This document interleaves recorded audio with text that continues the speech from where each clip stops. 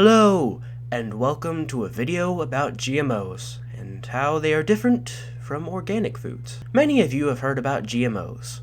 Now, there is much confusion about them. If you didn't know, GMO stands for Genetically Modified Organism, meaning that it is an organism that scientists have gone into and directly changed the genes of. This is usually done through the process of taking genes from other organisms and implanting them into the genome of the one you want them to exist in. Right about now, you're probably thinking, why am I hearing this? Well, I want to get an A. The real reason you're hearing about this is that GMOs versus organic food is a hotly debated topic, with many different opinions and controversies flying back and forth. Some believe that GMOs are good for us and that they can change the world for the better. Some people believe that the negatives they can cause heavily outweigh the positives.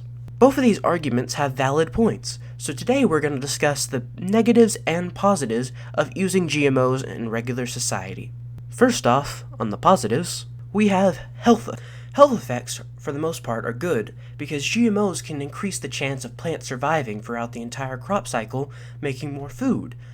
And they also have the ability to add more nutrients and important values into the food so that they're better for us when we eat them. From a financial standpoint, GMOs can create stability for farmers, making sure that they get the income they need at all times.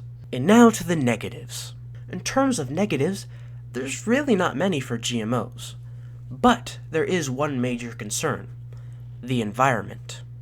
Meddling in the genetic code of plants and animals cannot always be a good thing for the environment. Though it does have some positives, such as being able to help us reverse things like climate change, GMOs can also become invasive species that hurt organic animals and plants, taking up their resources, and they can lead to the creation of superbugs that are more resistant to our current methods of stopping pests. Overall, these positives and negatives makes it where we have to be very careful of our use of genetically modified organisms. They can lead to drastic consequences on the environment, or they could help society as a whole move forward. To end this video, we'd like to show some more statistical evidence. We also did a study using survey questions on the emotional health, physical health, and many different attributes of GMO and organic bananas within a subject group. This is the information we found in terms of general health. Our study into the effects of non-GMOs and GMO on bananas on health found no concluding effects. This is the information we found in terms of emotional health.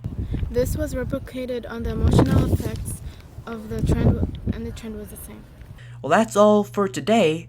I'm gonna go sleep, like most humans do.